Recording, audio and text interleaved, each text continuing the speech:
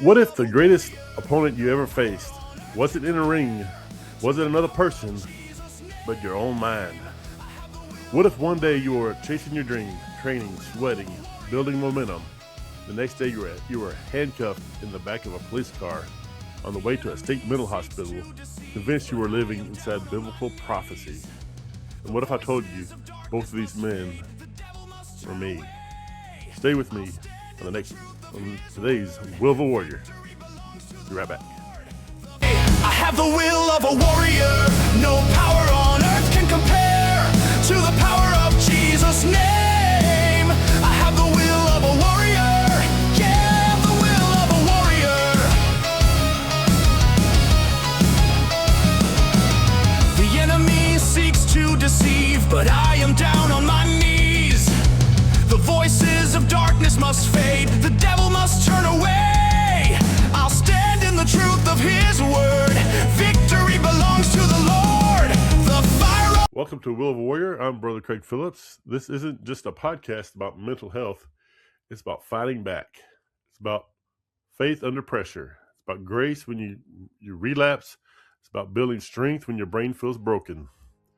If you've ever battled depression, bipolar disorder, schizophrenia, anxiety, trauma, or if you love someone who has, you're not alone. And today, I want to take you inside the fight. But before we get started, I want to give a shout out to Teresa Tavares. She got to ring the bell at in her fight with cancer. She's defeated cancer. And let's give a shout out to her. And she's got more things she's doing, more treatment to do. But keep her in your prayers. And I'm very proud of her for this moment. She rang the bell. And let's get started on today's episode. Before I was diagnosed with paranoid schizophrenia, I was chasing a dream. Friday nights, Dallas, Texas, the Sportatorium. The smell of popcorn, the echoes of boots on concrete, the roar of a crowd that believed in heroes and villains. My twin brother Paul and I were hooked. We didn't just want to watch wrestling, we wanted in. We wanted a wrestling school. We learned how to fall, how to sell a move, how to take pain and make it look dramatic. We even had ring names. We were the Gemini twins. I was Will, he was Gil, with Will and Gil Houston. But funny how life works. I was going to need that willpower more than I ever imagined. Life was good. I had a girlfriend, dreams, momentum. Then something shifted. It didn't happen all at once. It started as stress, racing thoughts, a spiritual intensity that felt amplified. I began reading the Bible differently, not just for inspiration, but for clues. I believed I was being called to something big, then bigger, then cosmic. I wasn't just reading about John the Baptist. I thought I might be him. Psychosis doesn't feel insane when you're inside it. It feels urgent. It feels divine. It feels like you're finally important. When my family tried to reason with me, I didn't think I was sick.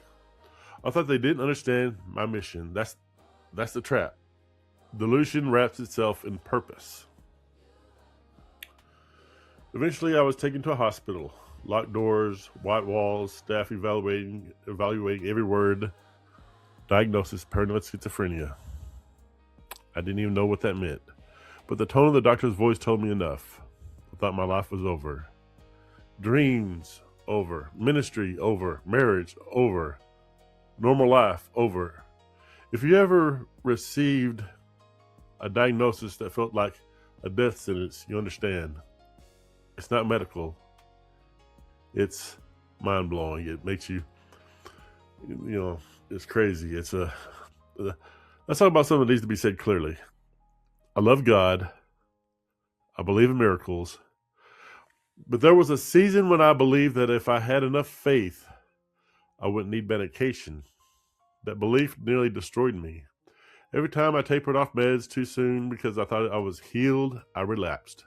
Not because God failed, because my brain chemistry didn't magically rewire itself. I would have loved it if I had an instant miracle, but sometimes it's waiting in line in a hospital for your medication. Medication did not replace my faith.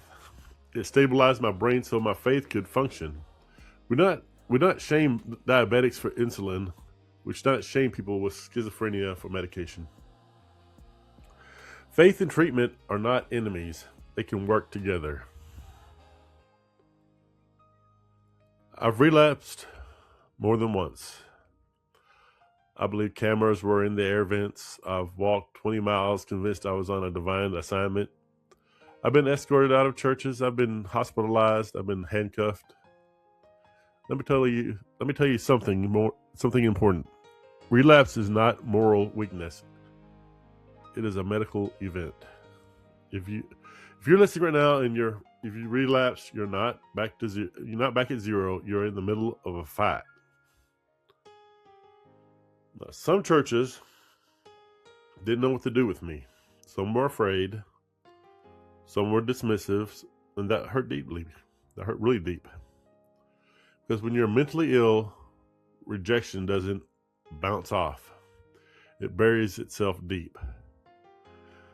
But then I found a small church, not flashy, not huge, but compassionate. They listened. They let me preach. They encouraged me to pursue graphic design. They saw potential instead of pathology. That church became my tribe. You need a tribe. Not perfect people, but patient people. I earned my bachelor's degree in graphic design. My associate pastor told me that that'd be a great idea. You know, I graduated the 3.16 GPA. Think about that, John 3:16. That number meant something to me. Well, it's not a perfect grade, but it means I was redeemed. I built a career. I built a career. I started preaching. I launched this podcast. The giant didn't disappear. This giant that I'm facing, my biggest opponent, but it stopped defining me. There was a time I texted my brother that I was ready to end my life. That's not dramatic. That's real. If you're in that space right now, please pause this podcast and call someone. 988 in the United States. Reach out. Your brain can lie convincingly when you're sick. Do not make permanent decisions based on temporary distortions. You matter. Now here's what the fight has taught me. Stay on your meds unless supervised by a doctor. Sleep is not optional.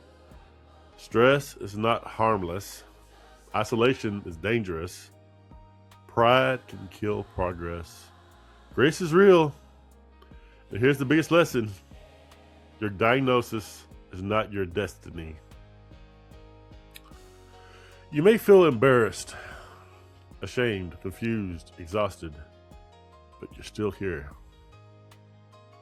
That means the match is still going. You don't have to knock the giant out in one round. You stay in the fight. Take your meds, go to therapy, pray, build community, rest. One round at a time. Now I'm 53 years old. I host this podcast called Will of a Warrior. I write, I preach, I design. I live with schizoaffective disorder. I can tell you this. I have been saved by his limitless grace. Not because I was perfect, but because I kept getting back up. If this episode helped you, share it. Someone out there is fighting silently. Let them know that they're not alone. This is Craig Phillips. And remember, the giant is real, but so is the victory. I'll see you next time on Will of a Warrior. Thank you for watching. Bye-bye.